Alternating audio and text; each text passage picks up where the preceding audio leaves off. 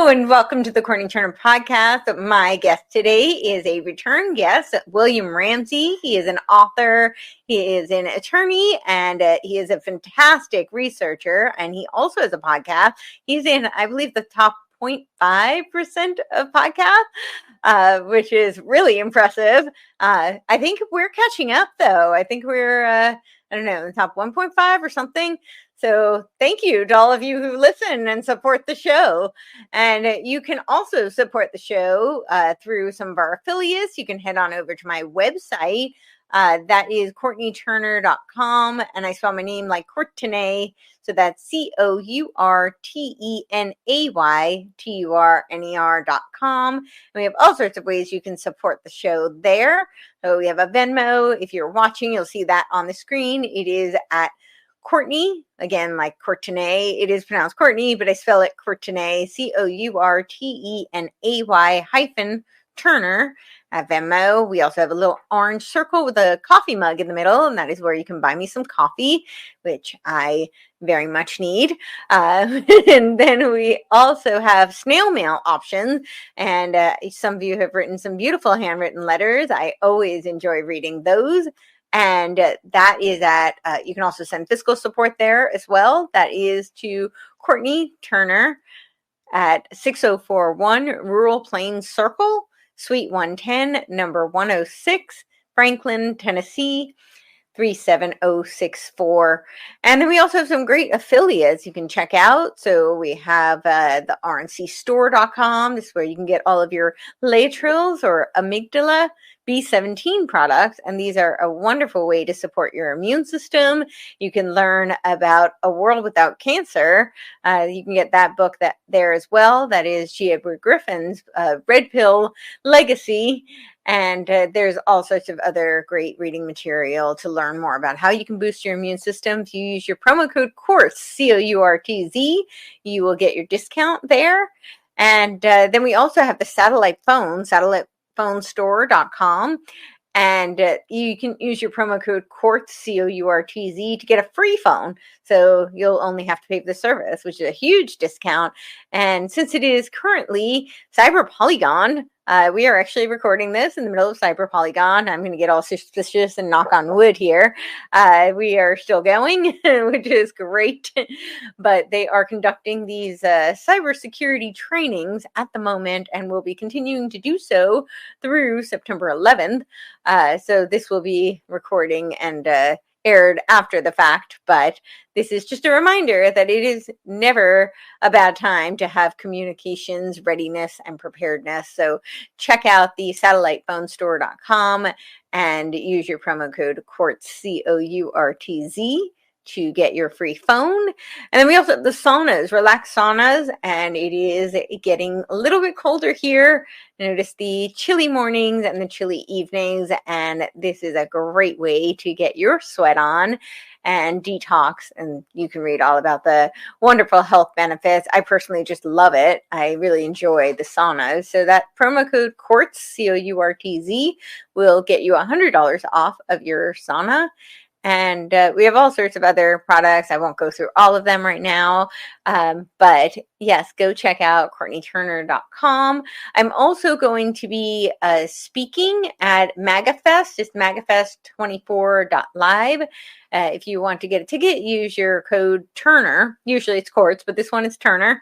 And if you are in the New Orleans area, you can come and watch me do a speech, and we will be talking about some of the history of our country and where we are going and why we need to fight for national sovereignty. So yes, that's MAGAFest and promo code Turner on that one. I'm also going to be doing media at the Red Pill Expo, and that is in Tulsa. This is going to be November 16th and 17th, and you can use the promo code COURTZ. I also have a link below. But the promo code should get you your tickets there. So check all of that out. We also still have tickets for the Cognitive Liberty Conference.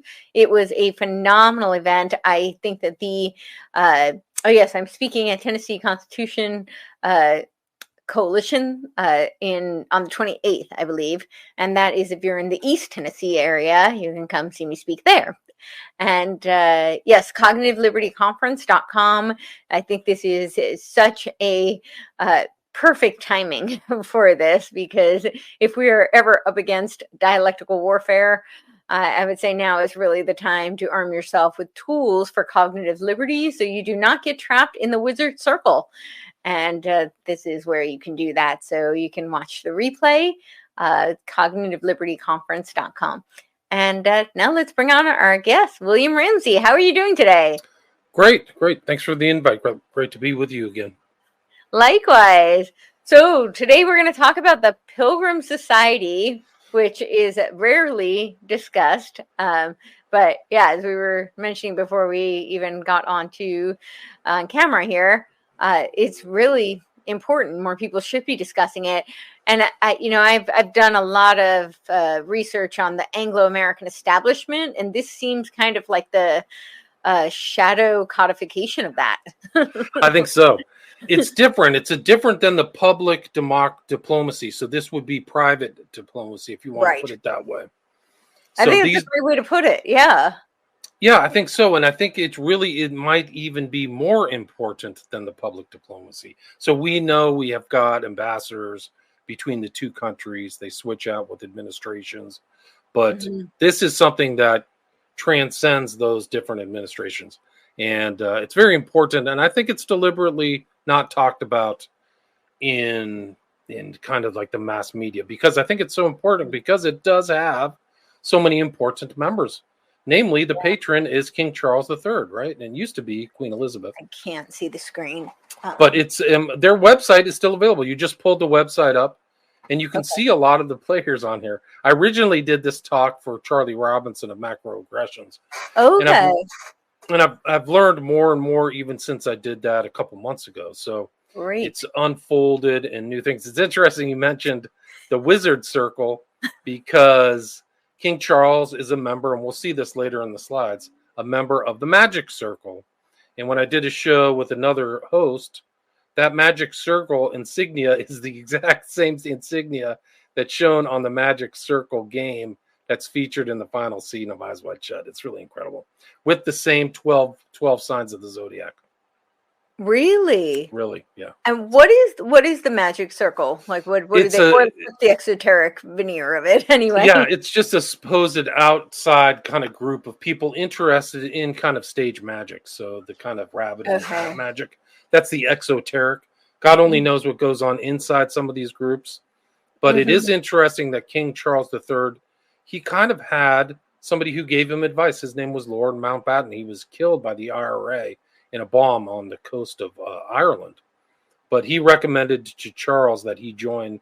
And Charles has been a member, I think, since the mid-70s of this group, the Magic Circle, with other kind of somewhat semi-luminaries and things like that. But Mountbatten is a whole nother story in itself. But he was, he kind of lived up to the Eyes Wide Shut mentality. But his predilection was for teenage boys.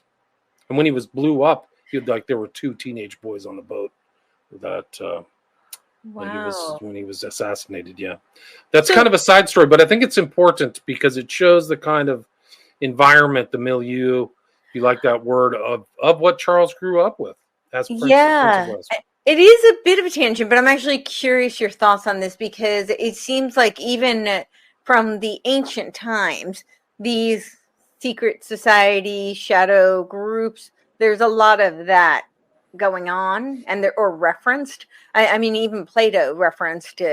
I think it was in the Symposium when he talks about the proper love. He talks about the pederast, the proper love of young boys. And so I'm curious your thoughts on if that is because they do they groom them because it's a blackmail tool, or do you think it's just a coincidence that these people find themselves, or I know this is not like a very it's a really good question, because I think it is kind of endemic. There's an element to it, to the British kind of private school network that a lot of these guys come through. So there's they have terms for it, but I do think that it is a part of some of these people's lives. I mean, I really do.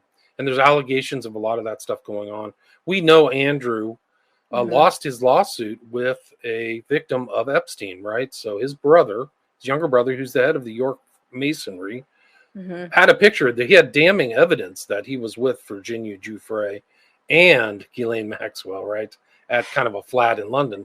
And he paid out, his mom, the Queen, paid out £12 million, like an incredible sum of money. Wow. That was the damages. That was the known damages. And then I think Andrew was stripped of a lot of kind of his things. But there's a picture of Harvey Weinstein, Ghislaine Maxwell, and Epstein at Andrew's daughter's wedding. It's kind of a famous picture because they're all kind of in costumes or something like that. Yeah, so that's the damning thing. I've read Giuffre's autobiography, by the way. It was included in one of the court filings, and she had some very interesting things to say about a lot of different people, Dershowitz, etc. Who, interestingly, it's kind of another side story, but it's the environment. That whole thing got taken out of court and curiously disappeared. So it's a very clever way to end a lawsuit is not to let it go all the way to trial, but forestall that, especially before depositions, and negotiate it out of court. And part of the negotiation is to remove the lawsuit, but also keep the judgment quiet between the parties. So there's a lot to read into that, but that's what happened with the Dershowitz. I mean, she had excellent lawyers, actually. I don't know how smart she really was, Giuffre, but she had a really good boys law firm, and they did a good job. They secured a lot of very serious judgments, but that's kind of not that much of a side story, because it shows that this, like you said, to get back to your original question, pederasty and boy loving and stuff like that, it's definitely part of Mountbatten's life. Like, that was his uncle. That was the King Charles's uncle. And there's rumors that Prince Wales was a lot closer to that environment his brother was in than came to the public. Like, he just had better PR and didn't have any evidence. That's the rumor. I'm not saying that that's right. Interesting. Andrew's predilections were very well known. He's kind of the playboy brother. He always was. So. Of Elizabeth's 4 children, 3 boys, 1 girl, right? But it says something about the environment. But that's a whole nother question: is of these elite things and the kind of gay lovers and stuff like that. I mean, I just can't help but wonder if there's. I mean, I know that, and of course, this is again not going to be very popular, but there does seem to be some sort of correlation between trauma, right, and some of these tendencies. And we do know that in these circles, they do tend to do a lot of like trauma-based mind control. Like, they intentionally induce trauma, both for leverage of power and also for conditioning, mind control, blackmail. So I can't help but wonder if there's some sort of a correlation there. It's interesting that your timing is incredible, because I just posted today a book called Churchill's Headmaster, which is really about this kind of, like, they call it public school, so it's kind of confusing. Their private schools are called public schools, or really aren't public. But so it's kind of confusing, but that's where the British ruling class comes through. That's what Churchill came through. Notorious, almost like Leave Those Kids Alone, like we know the Pink Floyd, The Wall, right? But these guys get beat up, they get hit in the head, they're trauma-based, they're learned to be cruel, and the British Empire was notoriously cold-blooded, like wiping out people, using like the Boers they put in concentration camps. They created mass famines in India, pitting things against each other. Like, the fact that they controlled India, which was so much bigger, was the skill of a lot of the ruling class who came up through the private school systems that Churchill and King Charles III did. He came up, you can read his history. So he probably was exposed to this he probably had, I would assume he had privileges as the once and future king, but Churchill certainly did not have those. And it reminds me of Aleister Crowley, too, who kind of went through that, almost died at his role through the public school system. They literally had to take him out and nurse him back to health. So a lot of violence and pederasty, and what do they say? There's like that famous line about the British Empire is built on, or the British fleet was violence, buggery, and the lash, or something like that. Like it's just it's a real thing. So in the elite sense, some of that stuff's covered up. Yeah. Interesting. Yeah. Well, they are the masters of psychological warfare. So, and that You're seems to right. be Yeah. a key component of it. Well, all right. So, shall we dive into what is the Secret Agent 66? That's really I know that about Crowley, and it's so interesting because Crowley is one of those people I really can't read. Like he's just so dark and so gross. I mean, he's really perverse. Like it's really disgusting. So It I have a doesn't very get worse. It doesn't get worse. You want to talk about pederasty? There's some sequences in his personal writings that boggle the mind. yeah. It's degradation of yourself intentionally to like get used to stuff like he would do. I don't even want to talk about it, but like the biggest sins you could imaginable. Yeah. But it makes me wonder now, hearing that, how much of that comes out of his upbringing. How I'm not exonerating him or vindicating him in any way, but one has to wonder if that's a reaction, like, or not just it didn't come out of a vacuum, like he's possibly being responding to possibly even programming that had been, so he might not be completely the author. He went through a personality change in high school. So something happened, either the whole thing when he went into a coma and blew up with that stuff in his face. That's why he has pock marks on his face. Right. Or whether the high school situation where he almost died, something happened where he turned into a nasty character. And it may have been this kind of harsh public school environment. It's interesting because he went through it around the same time Churchill did.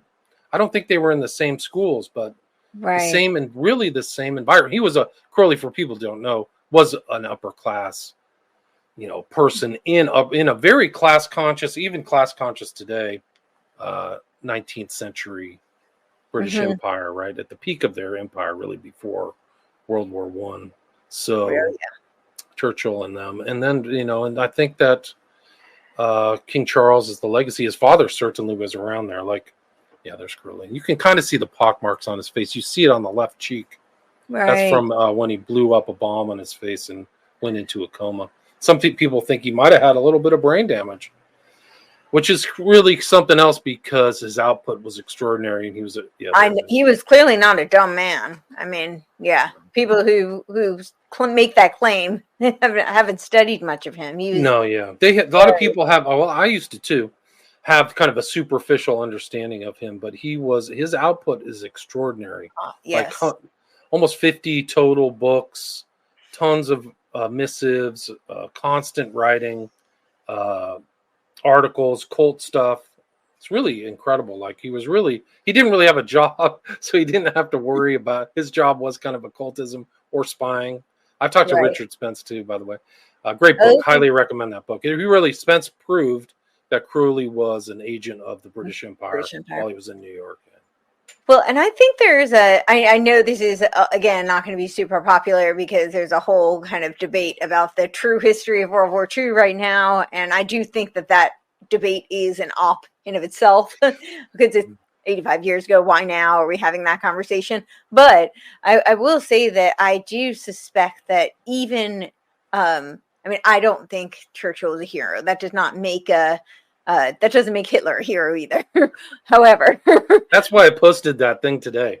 Was because of this whole argument, because I talked to Dutton about him, and so that's why I posted it. It's because of this whole this whole ongoing fiasco. Is Churchill a bad guy or Hitler? I mean, whatever. It was Martyr made podcast, I think is the name of it, and his argument that Churchill was kind of a bad guy. The British Empire was not nice, guys. I don't know, well, that's what I was going to say. I actually think that Hitler was groomed at the Wellington House, which was I actually do. That is part of my thesis, and that does not exonerate Hitler in any way at all. That does not make him a good guy. But it means he did not act in a vacuum. Like, we know he was very inspired by like Helena Blavatsky. He talks about it in Mein Kampf. He and like when you read Blavatsky's Sacred Doctrine, you can see where a lot of these views about the Aryan race and the views about the Jews, I mean, it's straight out of there. I got censored on Twitter for posting There's it. no question. Alice Bailey and the Nazi Party are almost in complete alignment of ideology, and she was Blavatsky's kind of follow-on. So yeah, she was her disciple. It's provable, so it's kind of ridiculous to. But I do suspect that he was groomed at the Wellington House, the British Propaganda Bureau, which was the predecessor to Tavistock, which is where they were doing a lot of their early psychological warfare developments. I mean, obviously, propaganda. Bernays and Lippmann came out of the Wellington House, the British War Propaganda Bureau, which they appointed, Masterman had appointed George Creel to helm the Creel Commission, which oversaw Woodrow Wilson. And that was Edward Bernays and Walter Lippmann were the ones overseeing Wilson. All that just to say, though, I do think that they were doing all this beta testing in World War I, and then they refined it for World War II. And I think they put Hitler... I think they were very involved. As much as they appeared ostensibly to be adversaries, I think there was a lot of grooming of Hitler to create, because they're masters of dialectical warfare. So, well, it wouldn't be the first thing, because the British were heavily involved in like overthrowing the Russian Empire. Like, so that's, I mean, they say that like the agent may have been involved in killing Rasputin, a British agent, because he had a British caliber bullet in his body. Like, why does the Russians have it? So there's Tim, and Crowley's a perfect example of meddling from perfidious Albion, because he was in as an agent, integrating himself into the German, propagandist in New York. So they're all over the place. So they play a long game and a very interesting game, a great game or whatever, the Devil's Chessboard. But you had Poe on, right? About I did. Yes, Richard Poe. He's wonderful. Yeah, his book was fantastic. I think I now got the Black Spark. I'm really curious to read that one. I don't know that book. It's one of his earlier works. That's Poe's book? Yeah. What's it about? What's the Black Spark about? So that was about how the ancient secret societies, the role that they played in kind of crafting this narrative. I haven't read it yet. I just ordered it, so because it was out of print. But yeah, look at how similar they are. That's his grandfather. That's King Charles III's grandfather on the right? And then that's Nicholas II, aka Nicholas the Last, the final Romanov. Oh wow! And they look the same. They're like cousins. They look like they could be brothers, almost twins. They're genetic cousins. They were all the communists just killed off the entire elite of. Oh wow, interesting. The communists killed off just the entire, or made them flee, like the entire aristocracy of Russia. Yeah, that is what he went through.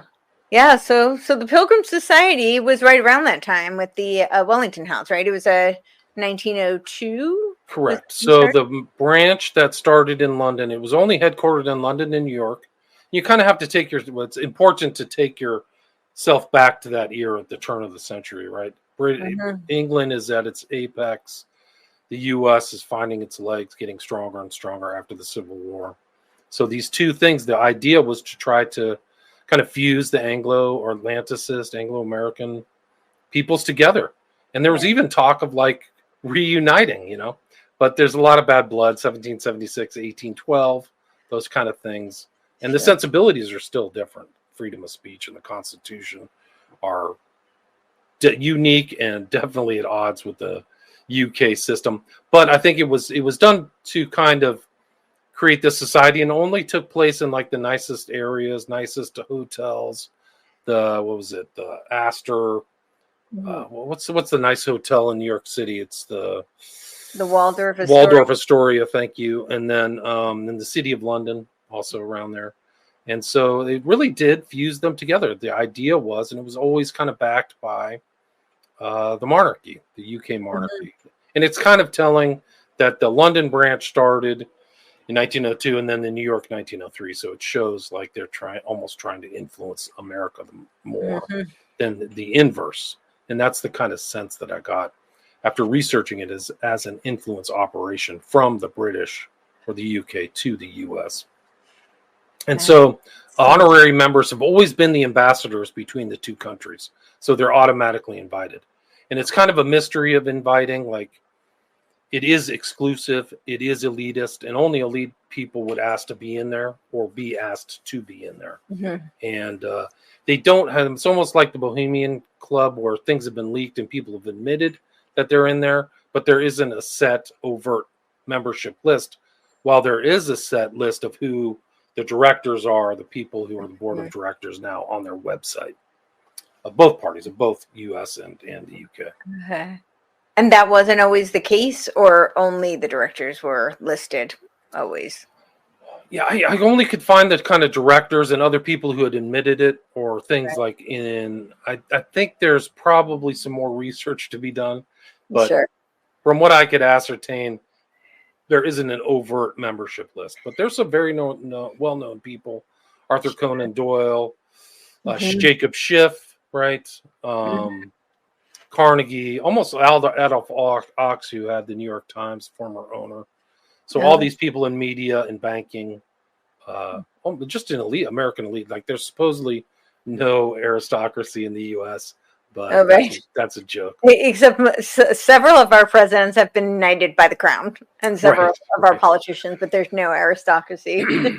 That's kind of silly. But so the American aristocracy, or we like to call it the establishment.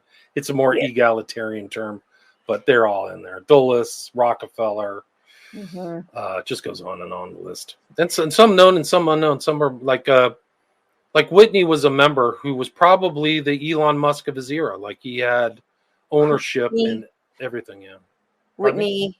I'm sorry, you said Whitney? Yeah, Whitney. His full name is John Hay Whitney, and his dad worked for Lincoln, or I think his grandfather worked for Lincoln. Oh. And he inherited like just millions and billions of dollars. And like Whitney Bowes, you've probably heard of that, or things like that. He had interest in helicopters too. I think it's Brown and Root. He had, is that right? Who were the helicopter manufacturers in Vietnam? He had a huge ownership interest in that. But he was kind of like, and Skull and Bones. A lot of interesting Yale connections in all these people's backgrounds too. Interesting. But, well, they advertised it as being a dining club. It's a very exclusive dining club. Right. Well, that's funny. That's great. That's I mean, and it really is like you go back to this theme of public and private diplomacy. It really is guys getting together. And there were decisions that were made around the turn of the century that were agreed upon in Pilgrim Society meetings. So people take for granted that the Panama Canal exists, but it was kind of like a big project with Roosevelt, and they actually just unilaterally decided Panama was a new country and carved it out of Colombia. A lot of people don't know that, but the U.S. just like kind of manhandled it out of Colombia. And there also was kind of like the Spanish Empire was in decline. So there was the Spanish-American War and kind of issues around that. There were also issues between the kind of issues in Alaska. There was kind of a border issue between Canada and the United States that was resolved in through the Pilgrim Society. So a lot of these are known things that were agreed upon. Gosh only knows what else were agreed upon. These people who knew people. So those are just examples of like the pre-World War I kind of decisions. Pretty big. Yeah, I would say so. I think that the Panama Canal was a huge economic boon and part of the growth of the United States too. And shipping in general, world trade. Sure. So those are some of the examples.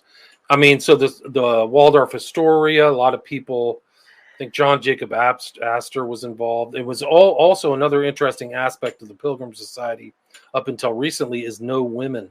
So it really was all male up until the 70s. So only until very recently was that it. Interesting. Did they have any affiliation with any, or at least that you know of, with like the Masons or any of the other kind of fraternal organizations? I think that the members, well, there's monarchical stuff. So there's a lot of these guys are, commanders of the British Knights, or what is it, the Knight of the Templars. British Empire. There's literally the Distinguished Order of St. Michael and St. George, CMG Commander, or something like that. So there are those people who have been given titles from the monarchy, and there's overlapping kind of networks of clubs, and you'll see that. I'll show you that in slides. Like there's a guy who's literally the heir of Brown, like one of the Ivy League, colleges, but he's, I think, the grandson of the founder, and he's got like so many clubs that he's involved with, including as well as the Pilgrims. Some clubs I've never even heard of, some very exclusive, and like these guys have a very vibrant club life.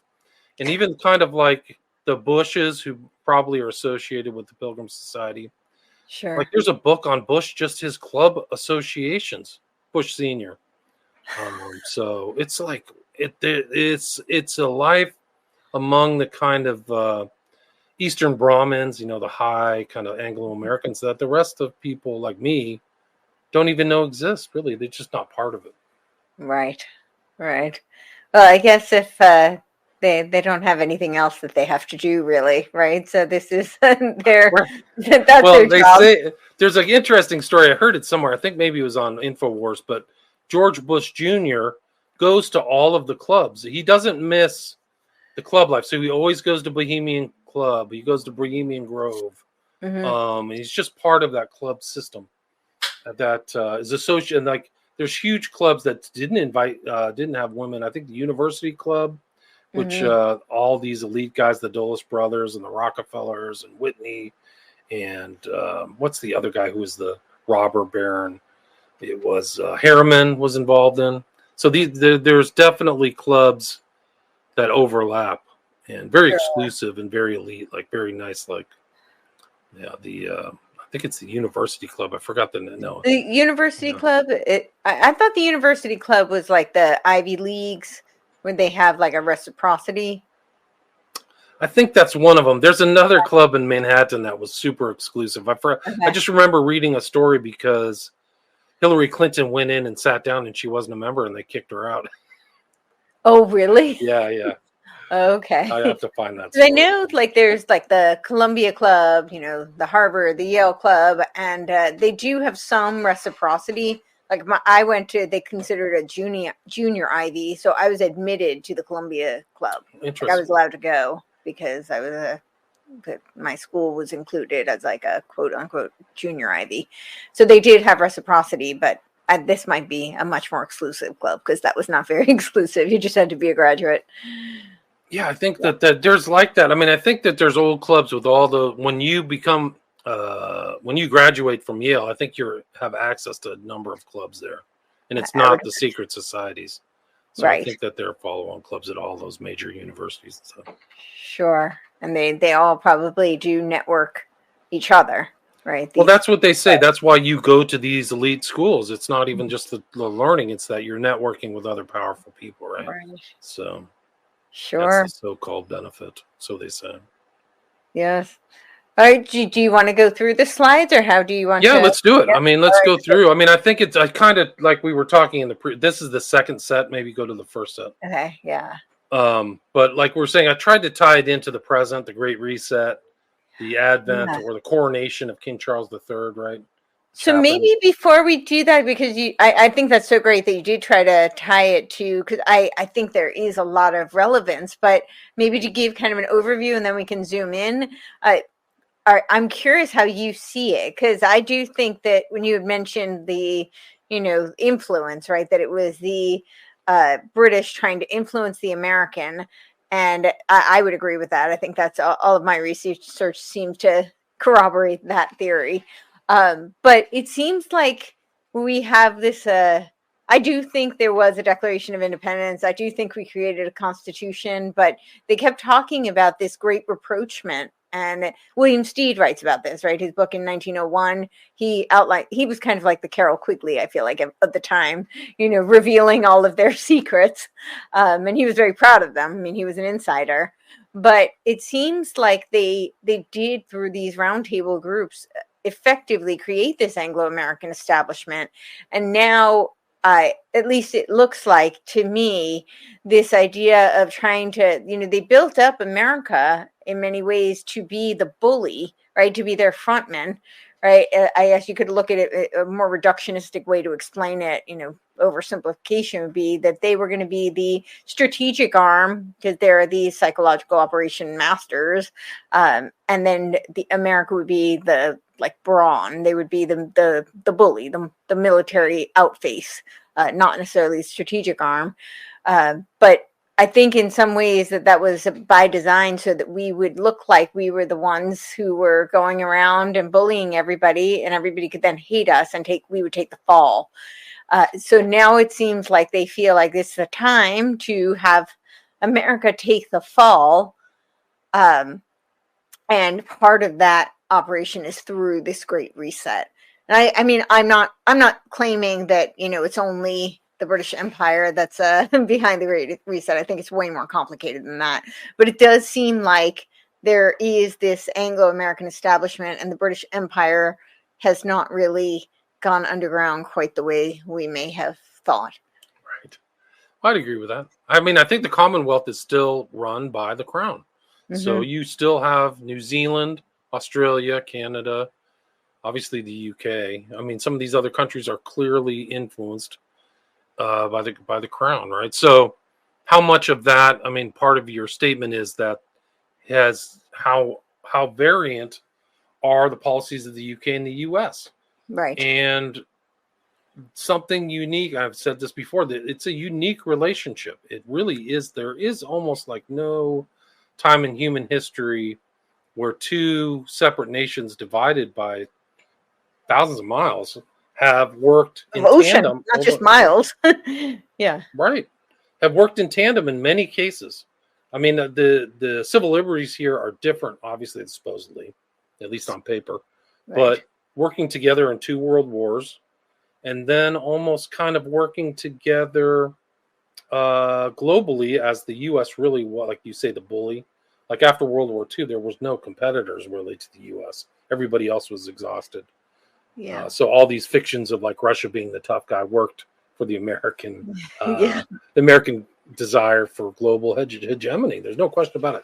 So, and it's still up to this day, like how different. And then that's really a good question. And people have asked me that. I don't know. I think that the moving in tandem is so apparent that it's hard to say, is there any variance? Because I mean, well, then the similarities of the ruling establishment are fairly similar.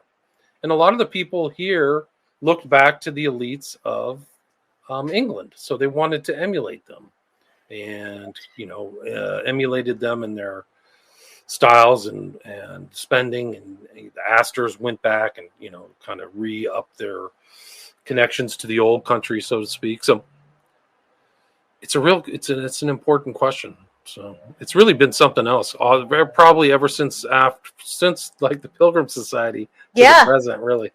That's kind of what I'm thinking. That's why I phrased it that way. It does seem that way, and it seems like the Great Reset, part of it is to have, because part of their plans is to demolish America, but then does that create, so now it's kind of revealed, it's like, well, now we have the clean slate and they can resume their imperial efforts. I don't know. Maybe they don't have the muscle. They have the muscle. They have the brains, and that's possibly it. And then it's kind of like they're almost. It's like that statement that Kissinger said, a member of the Pilgrim Society. It's really bad to be the enemy of America, but it's even worse to be your friend. And I think that's like that with Perfidious Albion too. Like you wonder how much negative influence they're having on us and the culture and things like that, or these destabilization operations, how many they go back to intelligence. And I mean, they were meddling around in the U.S. in the Civil War too, lest we forget. So they've kind of been meddling forever. Yeah, and they would like to make you think that they're your friend, but they have their own interests. The U.S. has its own interests as well. Mm-hmm. Right. And no, they don't have the muscle, but I think with some of their other alliances, especially if you look at it in terms of the Great Reset, I do think they're very involved in some of these globalist agendas. Of course, that doesn't mean there's no competition within that structure. I think people who think it's all, like the just one puppet master, like one marionette at the top, I don't really see it that way. But I do think they play ball with each other when it serves their interests. And I think the UN does have their own troops. So yeah, no, it's really fascinating. I think it's more nuanced, but I do think, like, if you look at these, we talk about overlapping clubs and things like that. Right. Look at this Pilgrim Society in the context of Davos and the clubs and people relaxing there, and what's the other one, the Bilderbergs and all that other thing. So these guys do have common outlooks, elitist outlook, and probably depopulation. Like, I think that without question, Malthusian. Yeah. His dad was like infamously said, King Charles III's dad said, "I'd like to come back as a virus, and get rid of the population." And what happens when King Charles becomes king? Strange kind of some events. So, and if you look at like what is George Bush the senior, there's a bunch of useless eaters, So this kind of contempt for the hoi polloi, I think, is endemic in a lot, and really kind of almost all rigidly class societies. Elitists have always looked down on the Slav. I mean, look at Russia, perfect example. Just serfs didn't care, and it turned really bad. They didn't give them enough land and kind of freedoms. I think that was a huge mistake. It turned out bad. But so I think that there's a lot going on. Pilgrim Society is another example of a lot going on that we don't see. So or don't focus on. The average, middle class guy trying to get by here doesn't have time and won't be told by these guys. Luce is a perfect example. If he's a member of the Pilgrim Society, do you think he has an interest in exposing the Anglo-American establishment? Of course not. No. That's just one example. So they target, the people involved in this probably don't think they're targeted, but it is interesting. All these media heads are in there today, and you'll see this kind of interesting on the board of the Pilgrims, guys who are very much involved in polling. And we should know at this point, polling is pure propaganda. Like, they can have the outcomes they want. They fix them to have the outcomes they want. So like this whole thing about Trump and Kamala being head-to-head, pure unadulterated propaganda. It's total nonsense. It's fixed polling. It's fixed what? Fixed polling. They basically, the methodologies are scammed. They're gamed. Oh yeah, they Bernice called it manufacturing consent. There you go. Yeah. So if I called 2/3 Democrats and 1/3 Republican, I already know what's going to happen, right? I'll have the outcome I want. And you can actually read their methodologies, and they're like telling you these are fixed. Like, we called everybody in Chicago. Well, who lives in Chicago? Democrats. They just don't say that. Like, it's obviously a joke. It's not some random poll. No. So anyway, you'll see this guy who's like a member of the board of the Pilgrim Society is involved in all this, and he's a dual citizen. He's like almost like an Israeli American, but he's a UK American. You'll see that if we make it through the slides. Okay. There's a lot to talk about. We may have to do 2 parts, but this is kind of reminds me. I don't know if you've seen the stained glass window of the Fabian Society. It kind of has this same kind of vibe, but this is the one for the Pilgrim Society, and it has in Latin, it says hic et ubique, and that means here and everywhere. So you see this kind of broad, far-reaching. It means what? I'm sorry. Here and everywhere. Okay. And you'll see the eagle, right, representing the U.S., and the lion representing the U.K., and the classic kind of medieval pilgrim pointing the way on the white horse. And up above is, I don't really know, another pilgrim with the kind of art of elements of kind of modern shipping and travel, right? Train, car, and boat. Interesting. Yeah, and then this is the lion and the horse. Yeah, all headed together, moving in unison, right? Right. That's the Fabian window. Yeah, there it is. Yeah. They're they're reshaping the world, right? On the anvil. With the hammer and the anvil. And above it is the wolf in sheep's clothing, literally. Right. Their coat of arms. Yep. Right. Yeah. All right. And then so that's their logo. Yeah, that's their logo. So this is literally this is something I took from their website. Right. It kind of explains everything. Ancient mounted pilgrim, lion, eagle. Another ancient pilgrim gazes with amazement at a motor car, bicycle, and steamship, train, and aeroplane. And here and everywhere. And then they say here and everywhere. Yeah. Interesting. That does just speak to like the imperial aspirations, right? Here and everywhere. Right. It makes me think of Queen Elizabeth with her kind of regalia, where she's wearing the kind of I think it's the coronation gown or something with eyes on it everywhere. Like they can see everywhere. So it's, kind of brings that to mind. This is literally their website. You can see it. So the Majesty, the King is the patron. That is King Charles III. And then some of these other guys, Lord Stirrup is an interesting character in himself. When the king was coronated, Lord Stirrup held the sword of state, this kind of representation of the British monarchy, a specialized sword. So they have all this regalia that's very important. The Stone of Scone, the Westminster Abbey. So all this tradition that goes back. And these guys, Barlow, and I tried to look them up, but you find out these guys are the heads of major banks. So it's like the Bank of England, CPMG, just incredible other ones. What's the other one? KPMG, excuse me, Citigroup.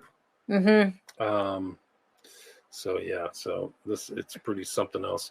And it ties back into this kind of portrait of King Charles that was made, where they have the monarch butterfly right there, right? The symbol of mind control and transformation. Right. Like, what a choice. And he's holding a sword. So this is like him in a kind of military kind of view. And if you look at kind of the ideas behind the Great Reset, the idea was almost like a war footing without a war. Like he uses war terminology. Like this is a war for climate change and stuff like that. He also famously or infamously said, the era of convenience is over. So he's thinking on these very aggressive terms. And I think that's represented in this this portrait that was painted. I think came out this year, actually. Here's King Charles with the crown jewels, right? So he's holding the world in his hands. You got the Erskine top, right? That's mentioned in Eyes Wide Shut. So special royalty type stuff. That's the Star of India. They looted that out of India. India wants it back. I don't think they're getting it. Kind of a famous picture. Who's this? 1992 World Economic Forum. The former Prince of Wales with his little lackey back there, Schwab, right? Yep. Who did Schwab work for? Kissinger.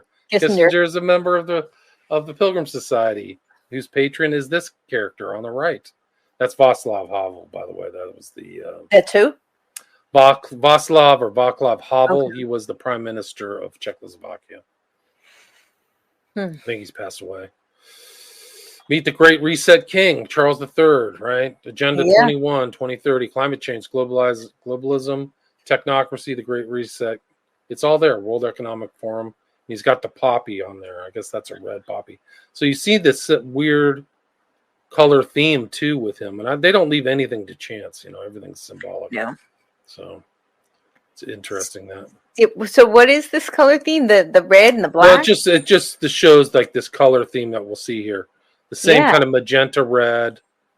The red he's sitting on red. Yeah. He's got the kind of red magenta poppy. Somebody told me that was a poppy. To symbolize is that, I think of fiery, like angry. I don't know. You'll see more of it. You'll see more of it soon. Okay. It's in these things. Oh. This is the announcement of the Great Reset launched on June 3rd, 2020. Prince of Wales launched a new global initiative, the Great Reset, through the HRH is His Royal Highness's Sustainable Markets Initiative. Right, sustainable means 4 billion dead. Right, so that's what these guys really think. The World Yes. Economic Forum. So Yes. not 4 million, 4 billion. I really mean or that. billion. Yeah. Well, I think there wasn't their aim to get down to like 500,000. At least that's yeah, what the Georgia Guidestone said. yeah. Both monoliths, interestingly enough, which is another side story, but the man under the shadow of the monoliths is a real thing, and that they were designed. The monolith is intentional, right? But that's a whole nother. It actually ties into Kubrick, same shape as the monolith in 2001. Which tomorrow is September 11th, 2001. So tomorrow's an interesting day. Maybe I'll publish my monolith series. Nothing's left to chance. So this is the magic circle we were talking about. Cyber Polygon today and tomorrow. Say that one more time. They're doing Cyber Polygon today and tomorrow. What's that? That's when remember in 2020, Klaus Schwab was saying we pay insufficient attention to the threat of cyber pandemic. I don't remember exactly what he said, but that was basically in his welcoming remarks. And then in 2021, they did this exercise for cybersecurity to like war game if there could be some sort of cyber pandemic, like basically a grid attack. And and so now they were going to do one last year, but because of the Ukraine conflict, they didn't. And so now they're doing it Cyber Polygon 2024. And it's both a virtual as well as in person. Bizone is the company that was created to do the Cyber Polygon, and it's a subsidiary of Spur Bank, and that was why it was created. It was like to protect Spur Bank, which is a Russian bank. But they're doing the in-person is in conjunction with MENA ISC, which I believe is in Riyadh. And they're going to have the in-person, I guess they're doing it now, in Saudi Arabia. So but there is online. It's 40 companies. They don't list all the companies, but most of them are either in Russia or the Middle East who are engaging in this experiment, in this training, as they call it. But they do like these plot scenarios. It's one of their war game exercises. But I just thought it was very interesting, the timing of it, because tonight's supposed to be the debate, and then tomorrow is 9/11. So. And I don't think they do these things, as you said, by chance. Right. So. Odd choices. No, 9/11 was definitely the date of the big event. Interesting. Cyber Polygon. I'll have to look that up. But this is interesting. This is like his tie to Mountbatten and this kind of strange another society called the Magic Circle. And you can see this icon up there that has the 12 signs of the astrological chart or astrological symbol or whatever it is. But let's see, the king, what am I trying to get at? It was Lord Mountbatten who persuaded his nephew, right, now King Charles III, to apply for membership of the society. And it was De Pass who provided the cups and balls and taught the routine. So it is interesting. He's part of this, and you'll show the same symbol.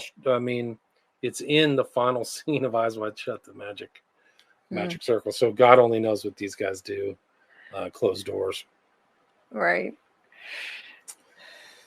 So this is the age of convenience is over. This is King Charles saying that. Something out of the early Middle Ages. You're right. It is something out of the Middle Ages. Because the king is prorogued. And then this is his coronation missive. Not Christian. You have the very ornate heraldic symbols up on the top, but you have no Christian stuff, but you have the green man, like literally something from True Detective or something like that. And a rumor is that these little blue moths or whatever are put on kind of like the sex slaves, the mind-controlled sex slaves that they have. And that's possibly you'll see this weird color and this kind of weird tattoo around. So, and the strawberry, at least in urban kind of world, and even kind of in the alternate media, is a young sex worker. It's known as a strawberry. So it's a young, what is it? Sex worker, female sex worker. Oh, interesting. Yeah. And some of the like rap references are not pretty at all. They're not Yeah. pretty grim. But it is interesting. His coronation was the 6th day of May, so he waited for May, and I think his mom died in like September or October. So he waited for this day to specifically be coronated. It's very odd. It's like a weird choice. Like dates are important. So there's the strawberry. This is interesting. They say, but once he did, that's when the British gardeners and nursemen took over and led the world, developing a better domestic. Oh no, sorry, that wasn't what I was looking. Oh, this is where, because no one realized that strawberries had sex. Let me rephrase that. That most strawberry plants were either male or female. That this is part of what they're like, why they said it. Strawberries are quintessentially English, or so you'd think, but actually they're not. Although they're indigenous European strawberries, the ones we eat are hybrids derived from species in New England and another from Chile, introduced surreptitiously to France into France in the early 18th century. This species didn't really reach Britain until the mid 18th century and really didn't become common in gardens until the 19th. And then it says why? Because at first they didn't fruit. Why not? Because no one realized. Yeah, so I guess that's why they call the sex workers strawberries. Interesting. I don't know, that just that little blurb was an interesting reference. Yeah, so it's I mean, you don't know if they're like actually doing that for the secret ideas, but I mean that's what Andrew was doing. I mean, I think Drew Frey was 17. I forgot what her Virginia Roberts, I think, was her original maiden name. So here's the king with super spy Maxwell. Original name Abraham Laszlo. I think he went through 2 or 3 name iterations before he finalized Robert Maxwell. He was a rogue. Died suspiciously. His daughter might have been one of the greatest spies ever born, really, honestly. Seems that way. There is the future king, with none other than Henry Kissinger, right? Both affiliated with Pilgrim Society. I think that's Cary Grant in the background, but I'm not positive. Okay. So they kind of they overlap with a lot of film stars and stuff like that. Well, there's a lot of overlap with with Hollywood and espionage too, so that makes sense. It is true. That is true. So there's Biden and King Charles. This is something that King Charles did that hadn't been done in 7 decades. He prorogued, so he basically made king decisions without the involvement of the House of Lords or the House of Commons. First time in 7 decades. Last time was 1951. I forgot what he prorogued about. Something about civil liberties or something like that. So he literally just exercised his power as king. This is from a post by Secret Son Speaks. But it just shows his mom. There's a video of his mom at a Druid convention. And this is the green man, right? So we saw that with the coronation thing. So it's Druidic. It really is Druidic. And it's very strange. So it's the variance, this whole idea of nature and Druidism is much more of the world as kind of like an entity more than God's, something created by God, which I think. Well, that ties in with the theosophical worldview, right? And it does seem like the Brits were really behind the Theosophical Society. The Fabians were a splinter group of the Fellowship for the New Life. And they were very theosophical as well. We're kind of like there was a lot of that going on in England. There's no question about it. A lot of these guys overlapped in that kind of occult resurgence of what Crowley was part of, and the Golden Dawn in the 19th century was Blavatsky. Yeah, Blavatsky. The Theosophical Society was 1875 officially, but yeah. And they and also just even the funding, right? Like there seems to be a lot of overlap here because the Rockefellers were constantly funding these theosophical enterprises. Interesting. I didn't know that. I wasn't aware of that. I'm not surprised. Lawrence Rockefeller was very much into funding pretty much New Age stuff all over the U.S. all over, whether it was Esselin or some of these other characters, or John Max Research, or some of these other guys. He's in strange places. Like the brothers all had different kind of characters, and Lawrence was kind of like the culture creator, seemingly more the culture creator than anything. That's the I don't know where that's from. This is Manitou. This is Henny Strong's wife. Oh wow. Yeah, I think it's in Colorado, but yeah, this is their foundation. It's very new. Indigenous, yeah. And they're affiliated with the UN, yeah, of course. There you go. Yeah, Henny Strong's 2006 speech to Shemai. Yeah. So these are all in white. So these are all kind of consistent with Druidic things. Apparently, at the other coronations, the women all wore red. So there was some kind of variation at this one. Huh. Yeah, so it's just kind of curious. This is a diplomatic reception. He's not looking good. The rumor is he's not very healthy. The king is. Who knows what happened to William's wife? Like they did some AI thing with her. I don't know if she's alive or dead. I don't know. Maybe she is. But this is more red themed, so you have all the stuff on this kind of red carpet. And I tied it in. And this is his mom on the red carpet, right? So you roll out the red carpet. So do we know what this red is all about? I think it's the symbol of kind of like the king, at least in the UK. I'm pretty sure it's like their thing, but it ties into Eyes Wide Shut. Everything takes place on the red carpet. So I think they're trying to show like this is an aristocratic type of tradition, the red carpet. And these guys, you see, that's interesting because I kind of tried to tie these in. Almost the same kind of lens angle of the Queen Elizabeth is used in these pictures of the old kind of familial portraits as well. So there's like a theme of portraiture in Eyes Wide Shut and kind of with these royals. They like these portraits. Yeah. But here's the red.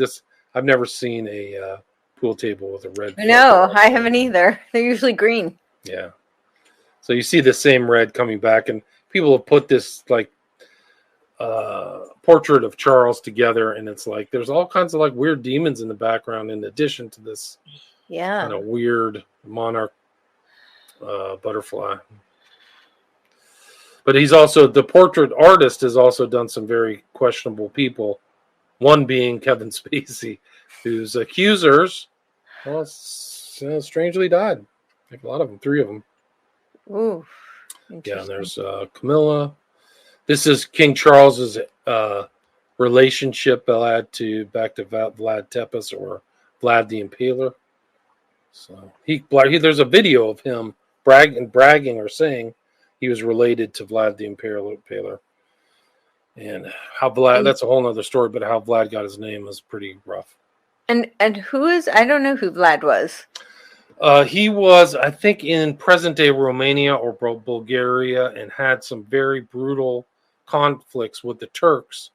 And to show them he meant business, he would literally impale them and leave them on stakes and create forests of these guys. But he wouldn't just impale them. He would kind of like turn them into popsicles, like literally. And he got the nickname Vlad the Impaler. So he would make forests of like dead bodies. And that was kind of how vicious he was. That's kind of it. Wow. Okay. Yeah, so pretty crazy. So, and then this is another thing that King Charles has done. He did something called the Bona Vacantia, which is he basically took the assets of people who died or whatever and brought them back into the fold, back to his kingdom. So, like assets of thousands of people in Northwest England used to upgrade King's property empire via archaic custom. Wow. So, yeah, it's as if he doesn't have enough wealth. Right. Yeah, it's crazy. And this is just an example. Prince Charles got the lot, 400,000 quid, 400,000 pounds. Took it right back. This is last year, November 23rd, 1923. Yeah. My mom's stepdad died. He assumed his house and assets would go to my mom automatically, so he left no will. He said, you better be careful if you're in the UK. You better get a will. And, of course, Jimmy Savile's friendship with King Charles III is really incredible. And this guy's a necrophiliac, like, and a Freemason. He's made all kinds of secret societies. He has some kind of weird connection to Vlad the Impaler as well. I think it's either through one of these orders that he was involved in. But Savile could just come and go at Buckingham Palace at will. They wouldn't check his bags or anything. He would just walk in. So he had some kind of special, I think he's basically a witch, and some kind of special connection to the British royal family. Almost like a Rasputin. Wow. Yeah, there's a video of him, of Savile just walking into Buckingham Palace. No questions asked. It's really incredible. And didn't he do all of this, like, not just trafficking, but like satanic ritual abuse and stuff? Yeah. Heavy, really heavy stuff.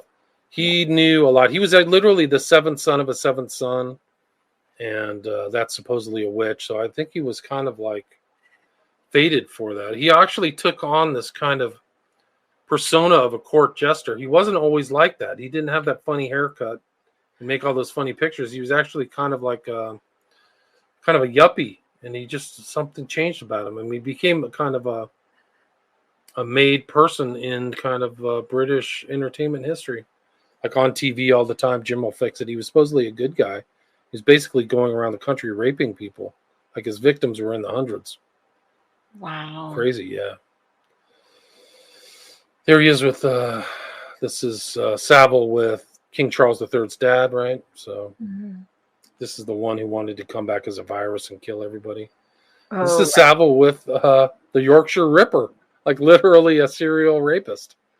And there was a body that was found, a serial rapist. Okay. He's known as the Yorkshire Ripper. I forgot his name. Okay. But there was a body of one of his victims was found near one of Jimmy Savile's properties. Wow. Yeah, it's incredible. Yorkshire Ripper. Somebody in the UK. Peter Sutcliffe is his name. That's Peter Sutcliffe.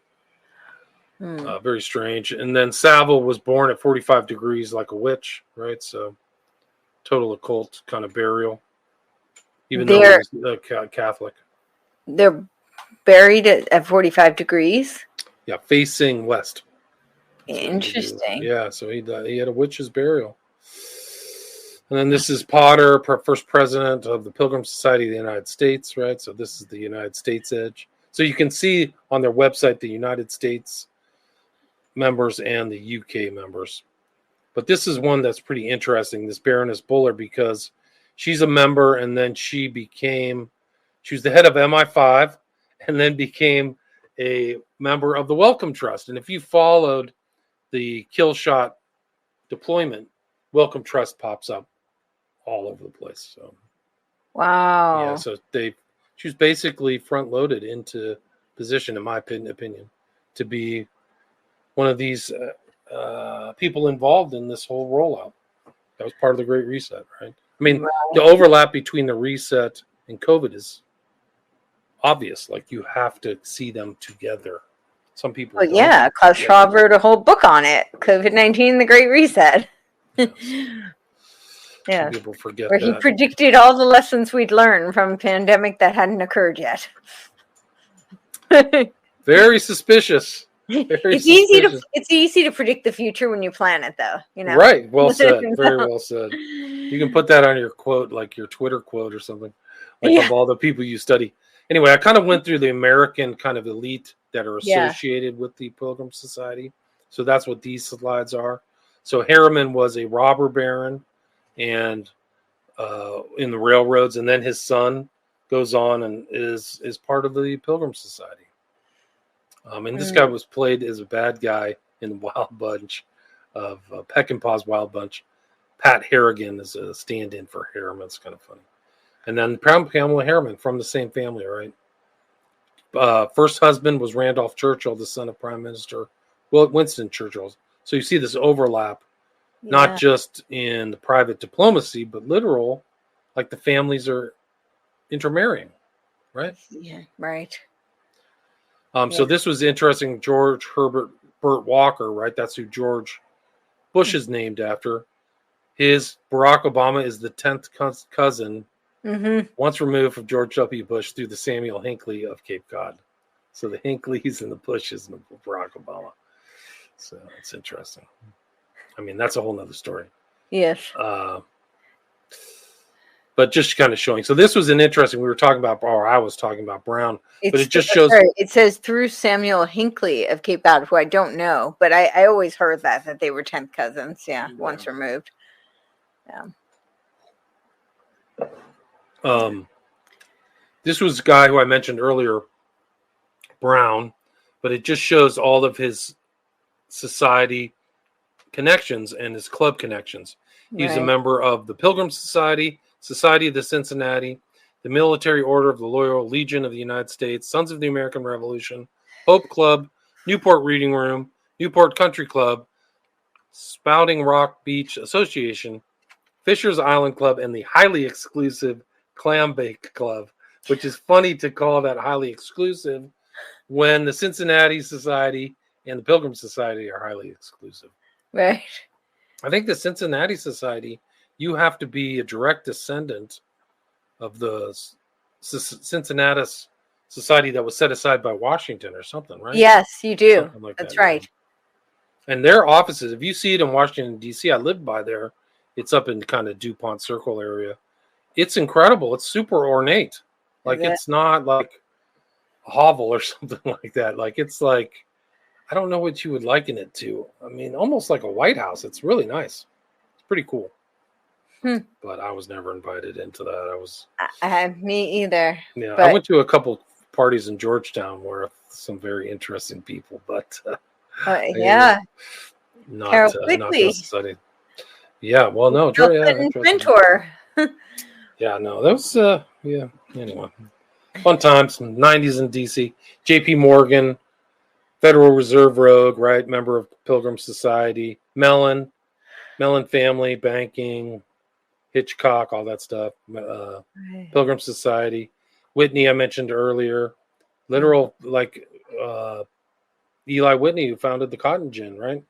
Yeah. So his son went all the way up through and kind of was a member of the Pilgrim Society. You see the crest here, so you see the heraldic crest overlapped with the Vanderbilts and the Pagettes, who I don't know. This is John J. Whitney, and he was, the way a guy said, is like the Elon Musk of his era, involved in all kinds of stuff. U.S. ambassador to the United Kingdom, so he's an automatic member of the Pilgrim Society. Really interesting guy. And this is his father, who private secretary and assistant for Abraham Lincoln. Oh, wow. Served as United States Secretary of State for William McKinley and Theodore Roosevelt. Really interesting guy. Whitney served as intelligence officer, also a member of the OSS. So you see this overlap between the Pilgrim Society and Intel. And this is where he met his good friend and former leader of the CIA, Allen Dulles. So these guys are all connected. So Dulles is obviously involved in the assassination and cover-up of the JFK assassination, right? Also involved in trying to kill Hitler, too, while he was in Switzerland. Trying to kill who? Hitler. Oh, Hitler. Interesting. Yeah, he was the kind of like connection between the German kind of dissidents, I guess is what you call them, people who wanted Hitler dead. There was a guy by the name, he's lost to history, his name was Josevius, and he wrote a biography, but he was kind of like the intermediary between Dulles and some of these other characters. And then there was the failed assassination attempt that probably would have stopped the war in June 1944. So it is interesting that Dulles is like 20 years later, there he is in the U.S. and JFK gets aced. Well, have you read, which one is it? The Devil's Chessboard by Talbot? Yes. Yeah, when you read that, I mean, it reads like a very dirty soap opera, but the Dulles brothers were really dark. Yeah. I mean, they were very perverse. Yeah, Allen Dulles had like 1,000, like he bragged about how many women he was with. And he was also involved in all sorts of, like, not just with women, but like orgiastic, like polyamorous type stuff. I missed that part. I'll have to go back and read through it. I'm not surprised. He was an interesting guy. His nickname was the Shark. Do you know that?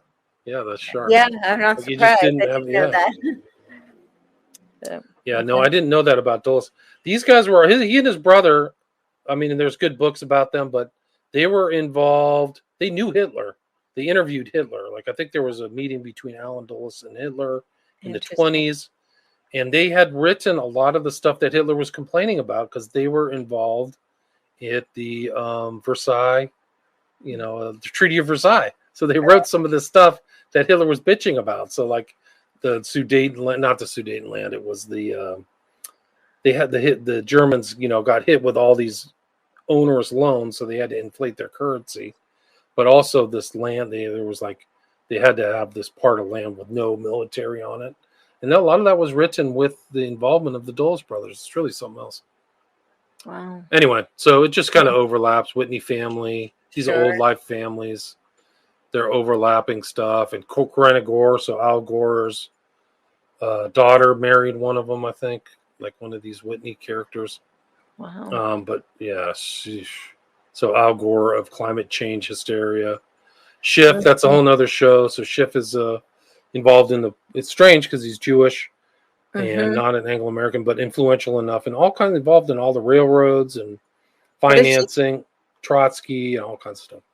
Well, there does seem to be a lot of like Jewish as Poe's work seems to, address, like being used as scapegoats for the British Empire. Yeah, it's good. And Trotsky, it's a good scapegoat. What? Scapegoat. Good scapegoat. Yeah, totally. Trotsky is very interesting because he was a British asset, and he's the one who introduced Lenin and Willy Munzenberg. And I find that fascinating. I mean, I can't prove there's so little on documentation on that anyway. But I can't prove that it's like a master plan somehow.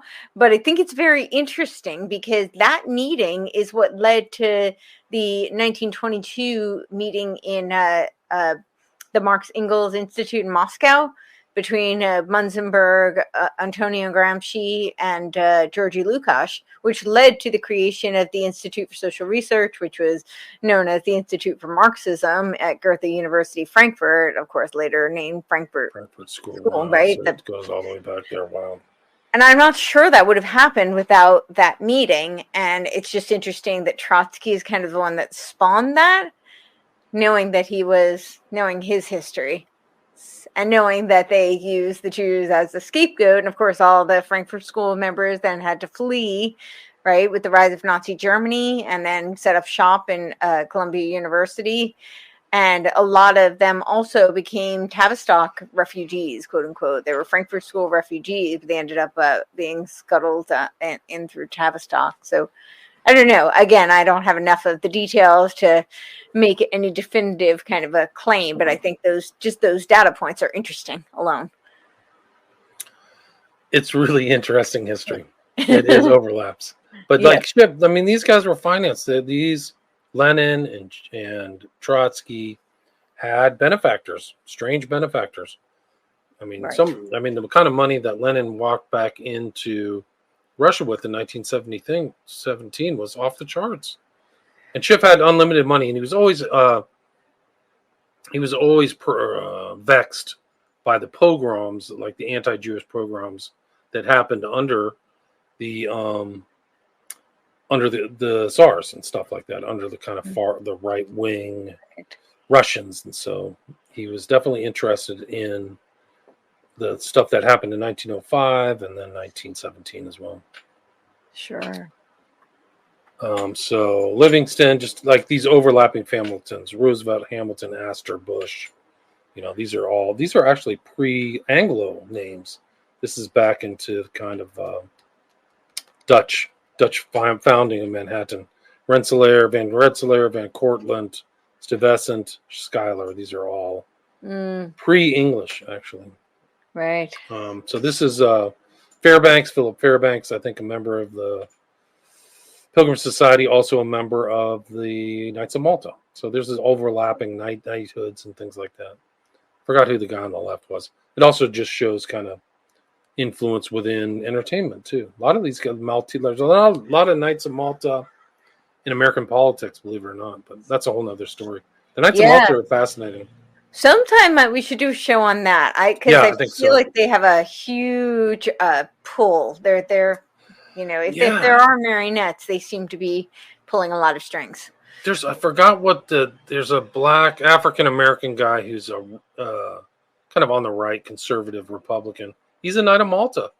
Like, he's been brought in. I forgot his name. He was an ex-military guy. He's from Texas. Does that ring a bell to anybody? I don't know. I guess this isn't live. I mean, I forgot his name, but he's a Knight of Malta. Like a modern Knight of Malta.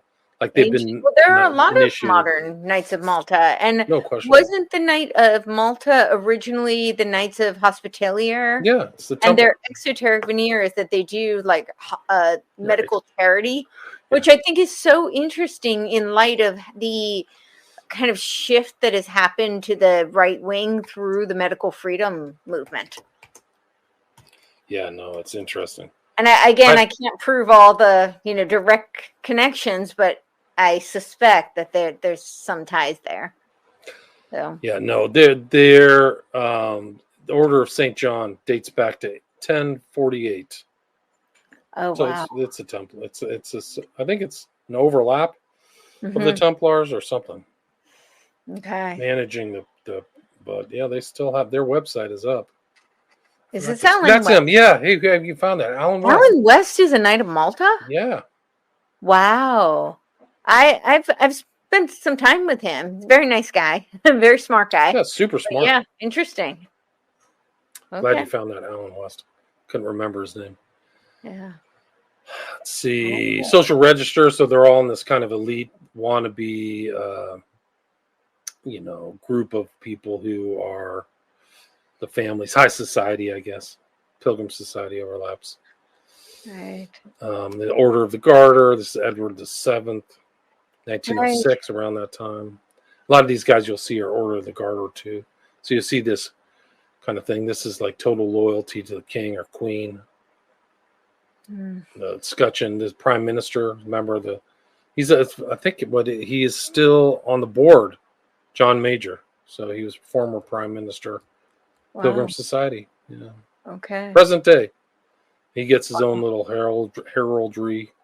They take this stuff all very seriously. Yeah, I'm sure.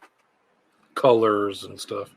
This is a guy I think that's very interesting. A present member of the board of the Pilgrim Society. His name is Robert Worcester, American and English and UK, from Kansas City. But what does he do? He's a well-known figure in British public opinion research in political circles as a media commentator, especially about voting intentions in British and American elections. Oh, so this boy. is an influence guy. Yeah, this is change agent. No question. And the polls are propaganda, so he can just kind of come up with whatever and fake public opinion, right? So, the poll says it's 50-50 and we're up. They've been playing the 50-50 thing forever, but in the United States. But yeah, you can just outcome. Really close. Then if we finagle it a little bit, it's you don't really notice. So yeah, I know. It's just saying. You can manipulate polls in so many easy ways. Some are obvious and some are not obvious. But just who you call where. Like, I can get the outcome. I'll call somewhere really conservative, like rural Nebraska or something, and I'll get 75% of the people are for Trump. Well, I only called rural Nebraska. They probably have 90% actually of loyalty to Trump, but sure, or kind of right wing, I should say. Anyway, This is an interesting thing. So this is this guy's on the board, Reverend Robin Griffith Jones. He's literal master of the temple. He's a master of the Temple Church that's in the city of London that used to be the King's Treasury and the treasury for the Knights Templar. So the real international bankers are affiliated with this kind of Pilgrim Society. Right. And with the Knights of Templar. Yes. Yeah. So, he actually wrote a book about the Da Vinci Code, right? Because he's associated with all this stuff. So this is him. This is literally the Magister Templi. That's what they call him. This is the Temple Church in the city of London. This was consecrated on the 10th of February, 1185 by Heraclius the Latin Patriarch of Jerusalem. It is believed that King Henry II was present at the consecration. Wow. So do you feel like in some ways, I don't want to, put words in your mouth, but does it seem kind of like the Pilgrim Society is acting as this, or being a front for just like a high society kind of underground diplomacy, but really acting as to be the innocuous arm for some of these other organizations like the Templars and like to execute their mission, but doing it under the auspices of a friendly dinner supper club. Yeah, right? exactly. Friendly high society dinner. I don't know. I think that would be the best way to have an influence operation. Like, you wouldn't want to say this isn't a friendly, fun club.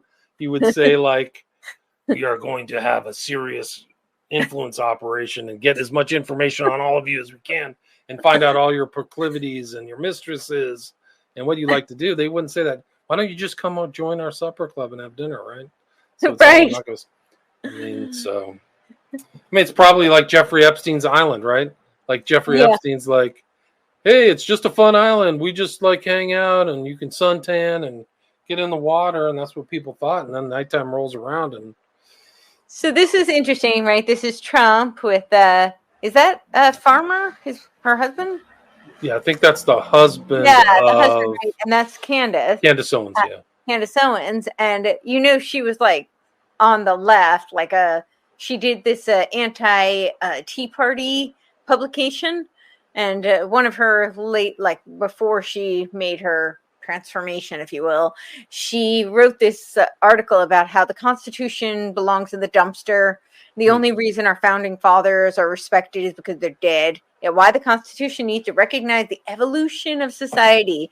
And that term, of course, is the evolution, right? This is what the evolutionary leaders say. This is a conscious evolution. It's a very theosophical concept. This is a very like new age, new thought type of belief system. But that word is a nod to. But she talks about, how, and this is the like figure for, she's like revered on the so-called right these days.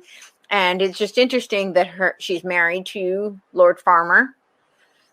And a lot of what she promulgates, a lot of these narratives that she's espousing now, do seem very in line with typical British intelligence propaganda. Interesting. So, yeah, I didn't know much about her husband. I don't know who he is.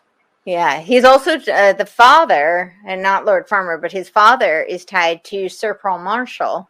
Sir Paul Marshall of Legatum, which funds ARC, Jordan Peterson's Alliance for Responsible Citizenship, that claims to be the combatants, they're going to be the to defeat the WEF, like they're the conservative branch that's going to play the opposition to the World Economic Forum. However, Legatum is literally a client of the World Economic Forum, so the funding entities are tied right there. So it looks more like the right-hand path than it does like a opposition. But anyway, interesting. Yeah, so I guess that means she just married in to the British aristocracy, because that guy's dad is that member of the House of Lords. He's got a no stirrup. Right? Yeah. So incredible. Yeah. So I mean, this stuff is real. It's not like they just don't talk about it. They don't talk about it in free polite society or whatever. Yeah. Okay. Wow. So I guess his son is Catholic. I don't know.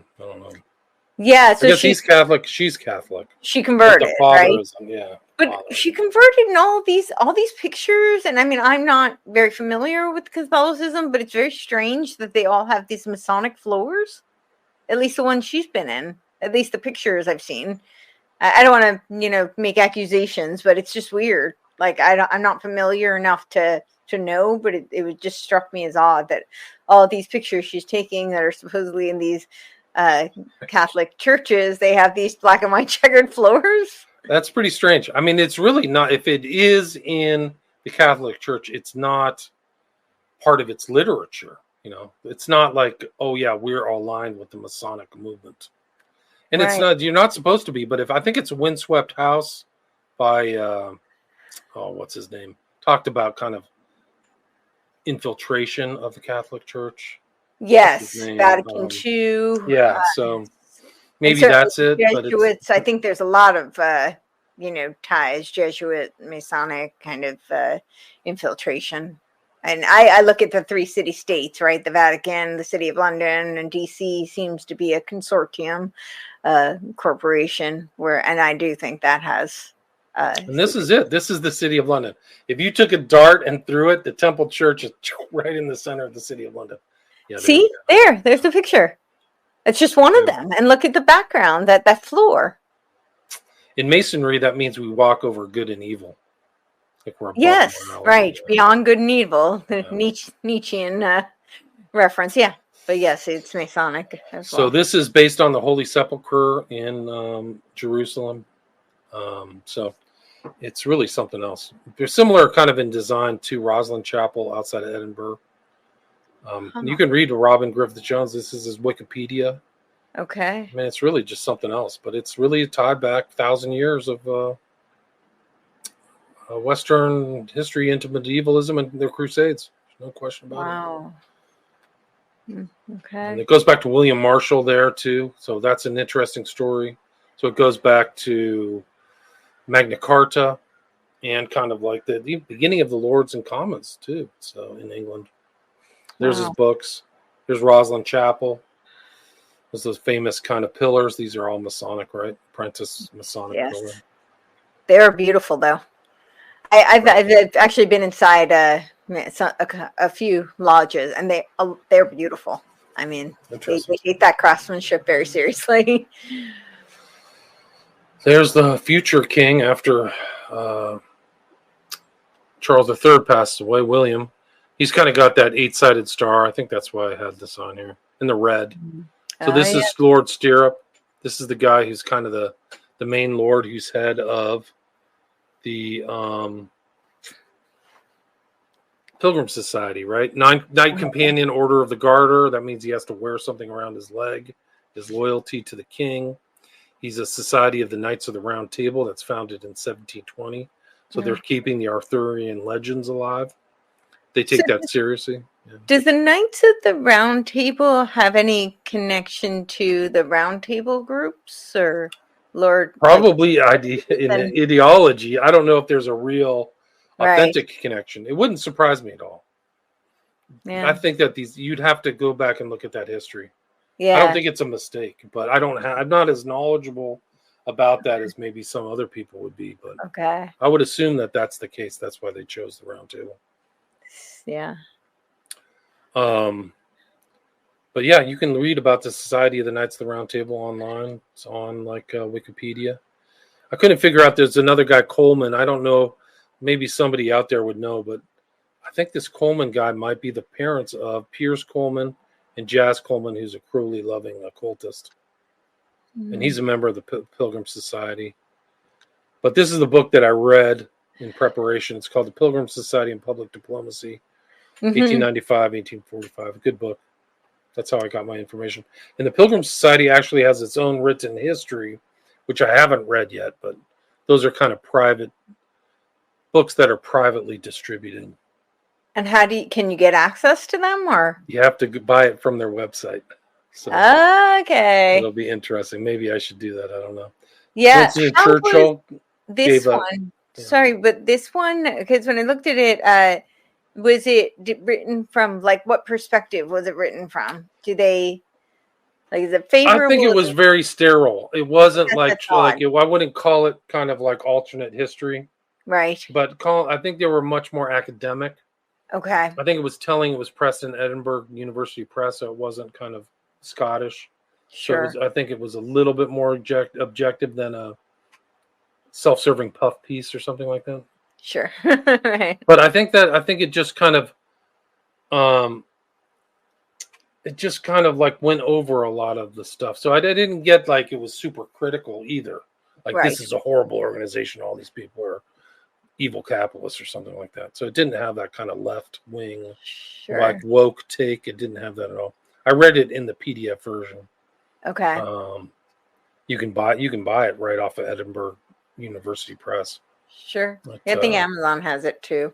I had looked at it. Yeah, I think it was worthwhile reading. I think no doubt. Mm-hmm. So they say even in this book blurb, it says attempted to influence the Anglo-American relationship in the days before it became special. Yeah, they definitely influenced it. Yeah. So it's kind of funny. Winston Churchill gave an address. One of the interesting things too is the Queen.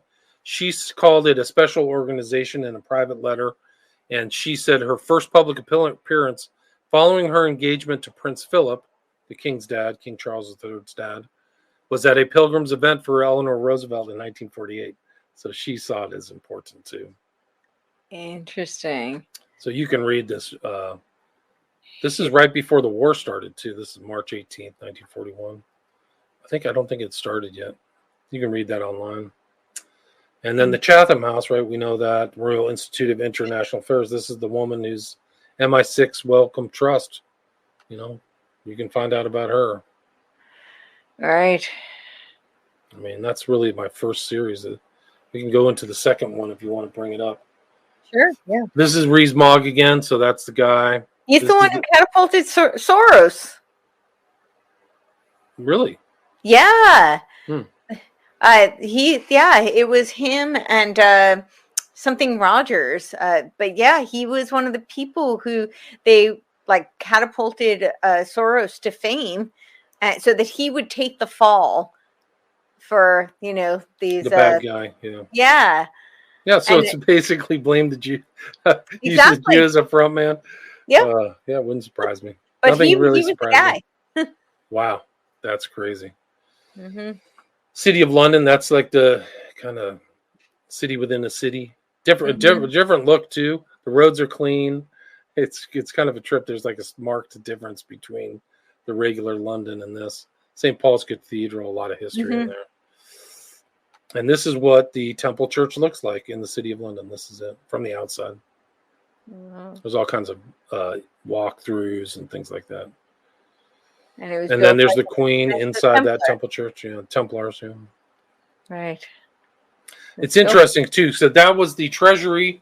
That was also in the UK. It's different than US, where the state bars are run by the states, right? So you have to apply to a state to practice law. In England, they have something called the Inns of Court, and there are 4 of them. So you have to apply to one of these Inns of Court to practice law anywhere, or be a barrister anywhere in the UK.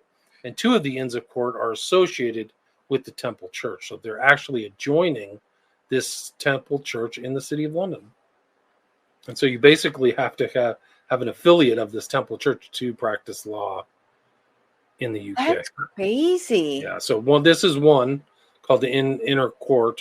It's the Inner Temple, and this is it. Inns of Court hold the exclusive right to call students to practice law at the Bar of England and Wales. So that's one of them. And that's Rosslyn Chapel outside of Edinburgh. That's what it looks like. Inside again, like all these pictures. And then this is Robin Griffith Jones, right? Griffith Jones is master of the temple. The Da Vinci Code and the Secrets of the Temple. That's what he wrote. This book sold 81 million copies. I can't even believe it. The Da Vinci Code. Wow. And there's Stirrup again. So this is a member of the House of Lords. Remember, and there is Stirrup at the coronation of King Charles holding the sword of state. This is like important regalia, just like the crown jewels. Yeah. There's another picture of the sword of state. This is at the coronation of King Edward VII in 1902, doing his duty. Society of the Knights of Round. And there was this guy, this is Sean McCann wrote about, there was a guy called the Keeper of the Heads, a person employed by the English monarchy to display the severed heads of rebellious individuals who dared to disagree with authority, meant to instill fear and compliance in the minds of the onlookers. So there was literally somebody, so when they cut off or draw and quarter William Wallace, the Scottish patriot, there was a guy who took care of his head to show to all the enemies at the City of London. There's John Major, Pilgrim Society member, making the sign of the secret knowledge, right? I have the secret knowledge. That's a totally Masonic hand sign. Yeah, the Gnosis. There's Conan Doyle, another member. There's a whole show on this guy. Like, he's not just an author; he's very well connected. Very well connected. Didn't he? I think he had ties to the British Society for Psychical Research, also. Something like that, yeah. Yeah, I'm pretty sure he did, and he was one of the first, the 25 authors that were invited to create the propaganda for the British War Propaganda Bureau, the Wellington House. They kept that mission secret until 1935. Wow, I'm not surprised. Yeah. And it was like H.G. Wells, Arthur Conan Doyle, all these very prominent authors who were brought in. And he had some very interesting, I think, like occult ties as well. I wouldn't be surprised. Yeah. I mean, these guys all are around. I mean, this is Crowley's era, right? Mm-hmm. Conan Doyle and stuff like that. Right. There's what we talked about, Order of St. John. I think that's the Knights of Malta, right? Isn't that, or is that different? I can't. Yeah, no, that Order of Malta. There's another interest. I did a show with the Collins brothers about Anglo-Topian dreams and about how the fiction of the late 19th century influenced this kind of wanting this relationship to fuse together between the U.S. and the UK again through Chatham House and stuff like that. Founded in 1914. And all these names pop back up, the Astor family. Well, I wouldn't be surprised if it was part of the propaganda arm. Like the fiction that was creating that sentiment. I think. Yeah, I wouldn't be surprised either. Yeah, I think so. This is another kind of implement or whatever famous relic, that the stone of Scone that supposedly comes from Israel, upon which the king is becomes king, right? So he has to sit on that stone and be coronated, I guess. So I think you can see it back here. Do I have this like that? There he is. That's chair. I think he's sitting on the stone of Scone somewhere. Oh. So that's it. And then there's the weird Reaper guy that came back through the coronation. He was in the background. If anybody knows why that guy walked through, let me know. Send me that. Okay. It's literally at Westminster Abbey. There's Mountbatten. This is King Charles III's uncle, who liked young boys, in the files. And that's him. He's with him. Mountbatten is right there with King Charles. Wow. And I interviewed this guy, Andrew Loney. So you can listen to that interview on William Ramsey Investigates about Mountbattens. And he goes in detail about his stuff. There's our future coronated president at Chatham House on their website, right? Okay. Interesting. So they have their eye on her. And Walter, for that matter, right?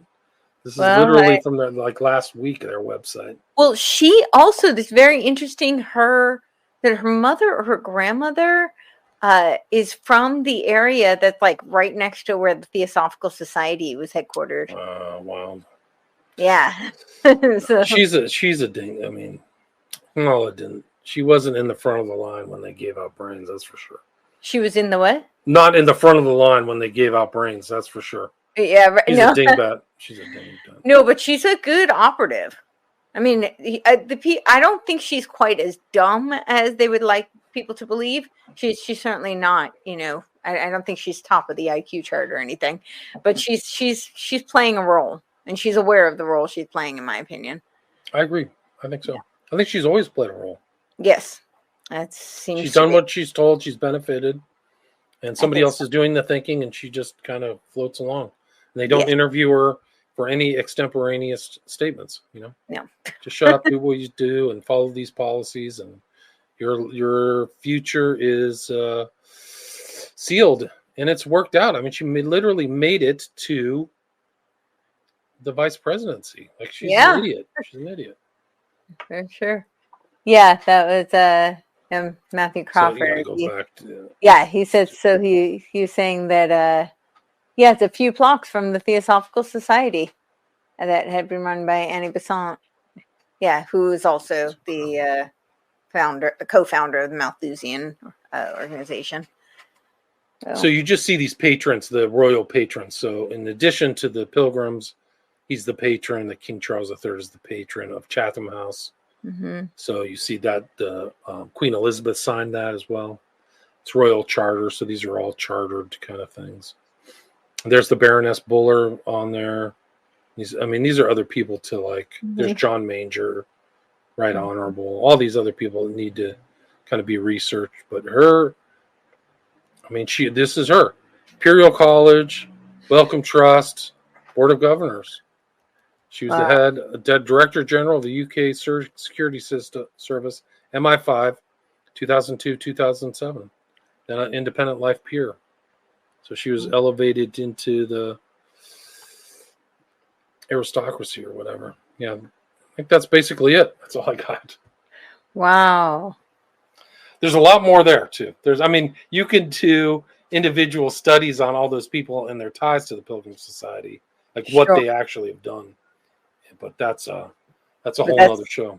Right. That's a good overview. What do you think their main? What do you think they're doing now? Same thing, influence operation.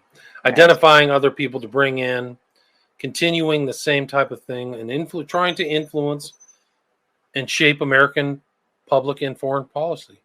Mm-hmm. So I think that's it. As part of this, I think that these parties, these informal, private things are ways for them to gain intel about the individual personality, their proclivities, who their real friends are, what they're really thinking, aside from maybe a public persona, so that they can run even greater psychological profiles and operations on individuals if they need to. So it's like an intelligence gathering. So like you said, it's like nice and friendly on the front, but I think they're really trying to find levers to influence people. Right. And what better way to do that than over fancy dinners and lots of alcohol and who knows whatever other substances may be involved. Right. Isn't that what Epstein and Ghislaine were doing too? Like that was it. Like, come on over, let's have a drink.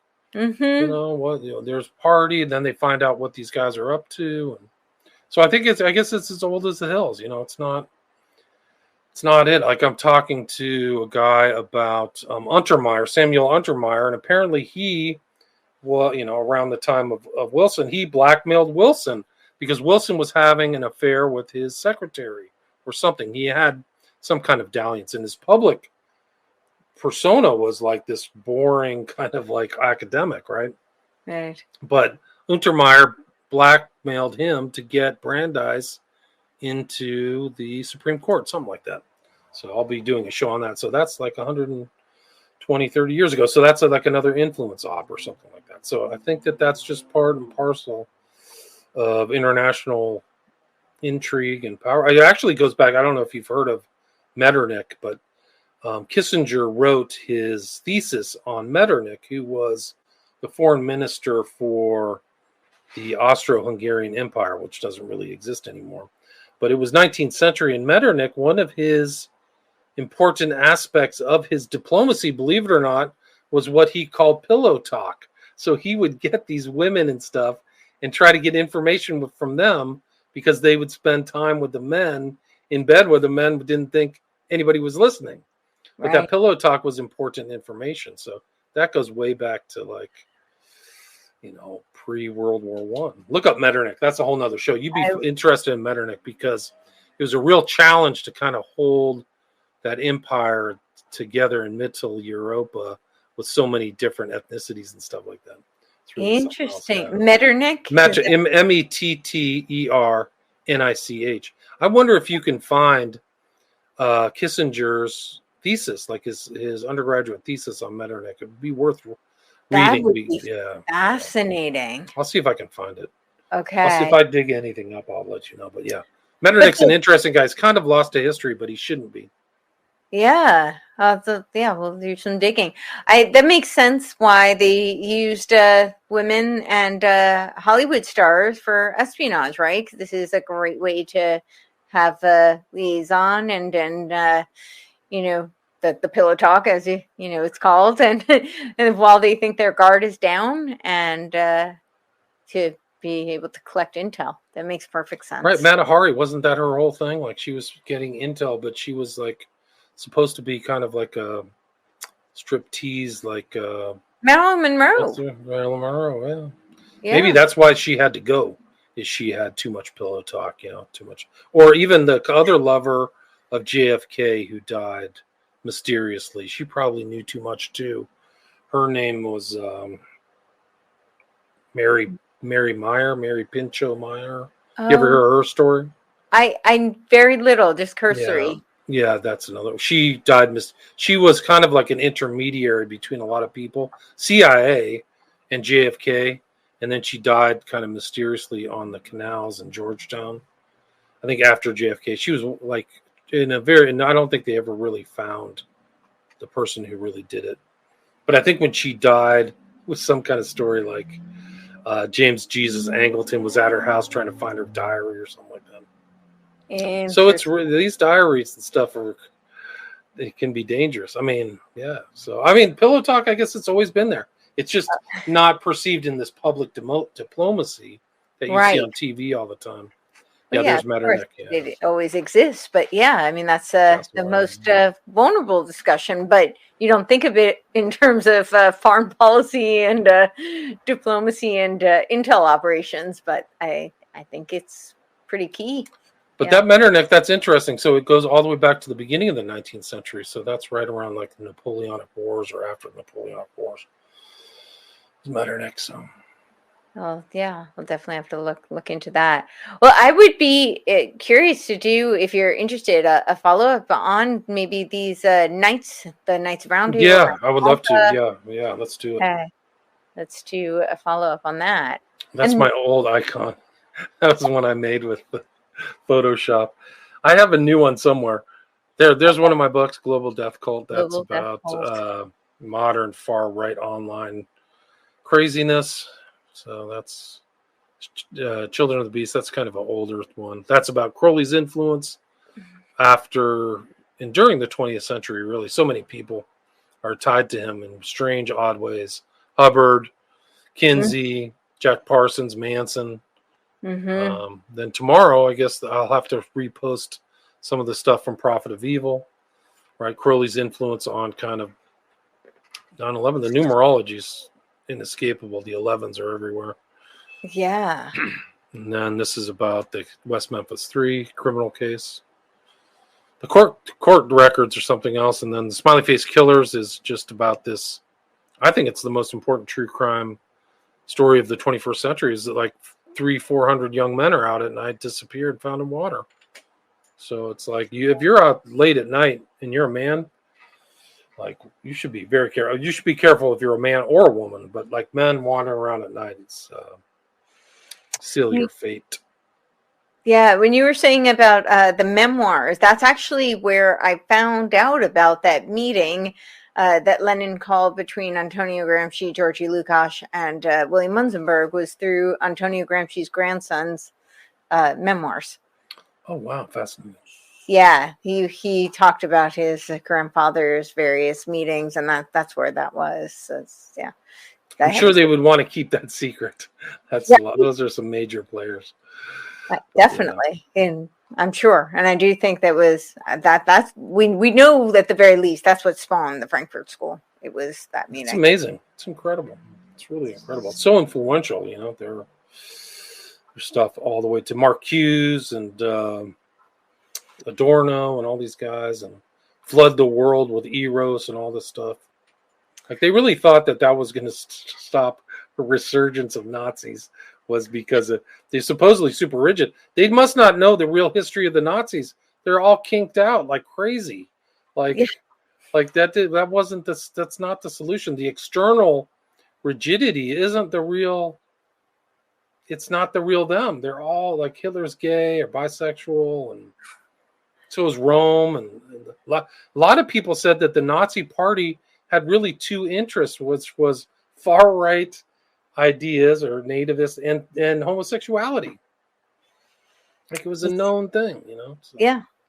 I don't believe in that. Yeah, and all the occult stuff. I mean, the Ariophacy and No, it's all there. Yeah, it's all totally. Dual society, Sabotendorf. I mean, so many of those guys.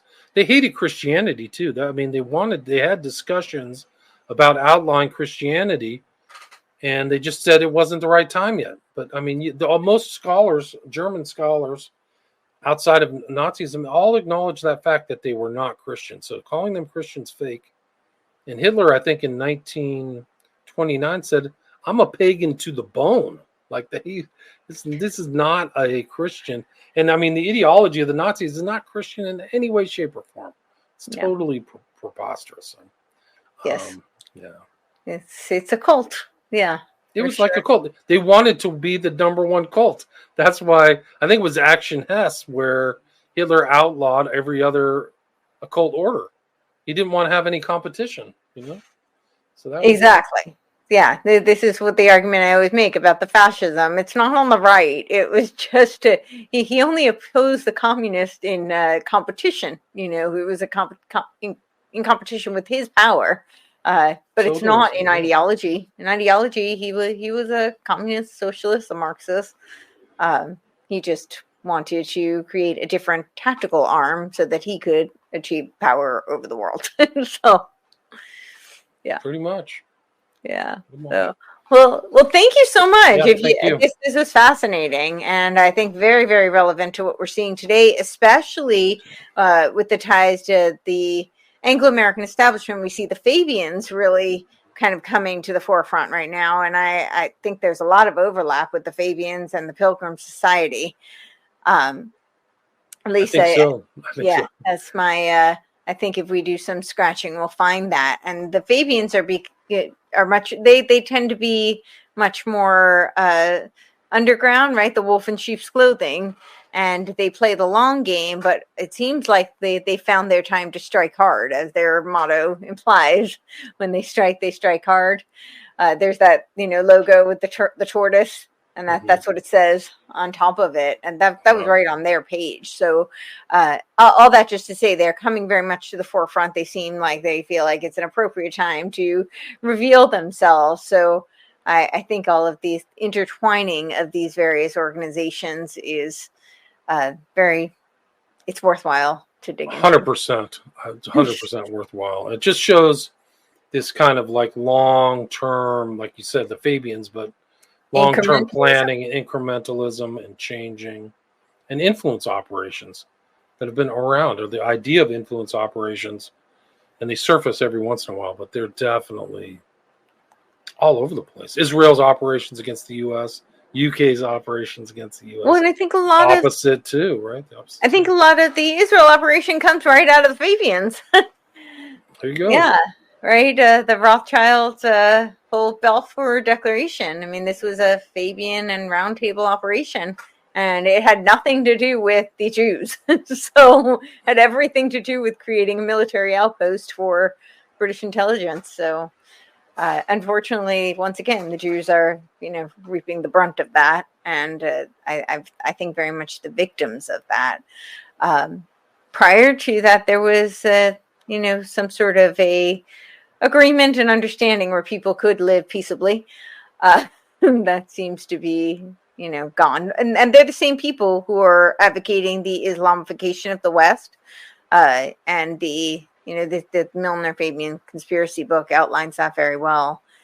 So it's not like they care about the Muslims either. This is, that's not what this is about. This is about power and creating their world domination. So, yeah.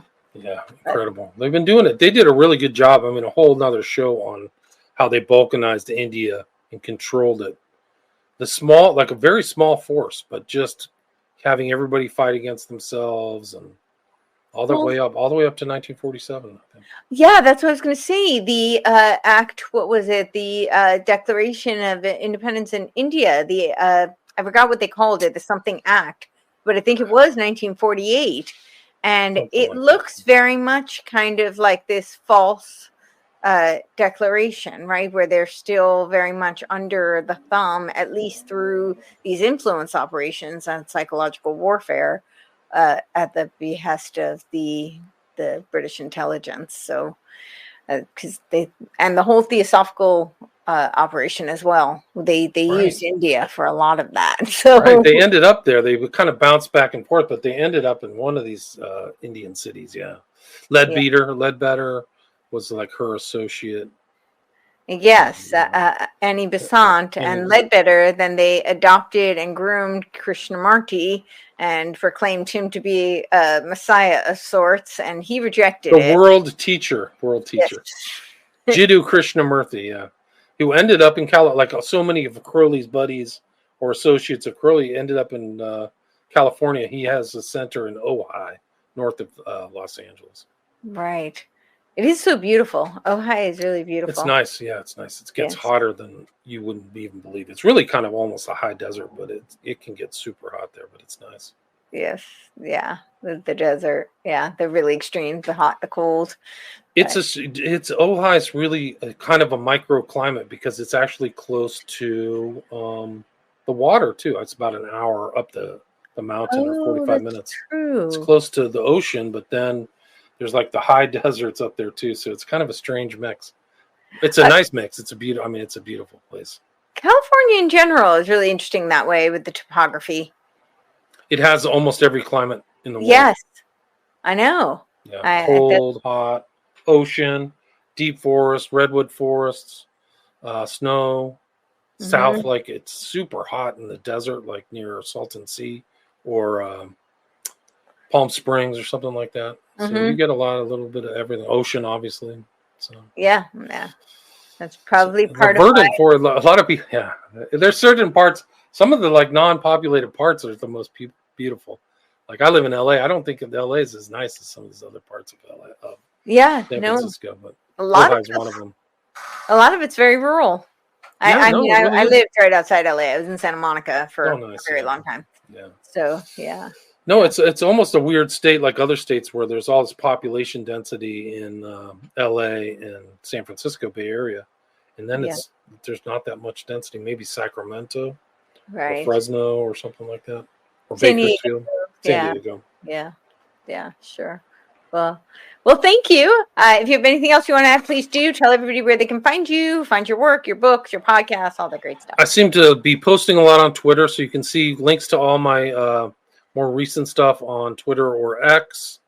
And you can listen to my podcast anywhere, William Ramsey Investigates. And then my books you can find if you want signed copies. You can find them on Amazon, or you can get signed copies from my website, William Ramsey Investigates. But I stay busy. I've got like 1,200 episodes on my podcast. Amazing. And you can just kind of scroll through and see different authors. I've been reposting them. So people are kind of listening to some of the old shows that I've done that are, 3 years ago, 3 years old, 4 years old. But I started out as a guest.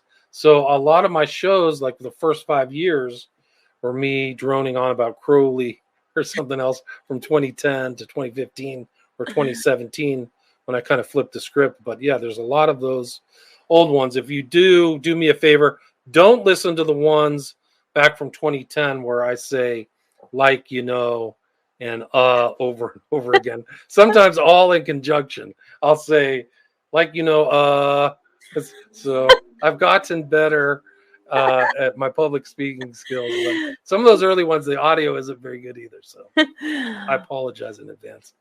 No, that's how we learn. And LA is definitely good for breeding the and yes. That's true.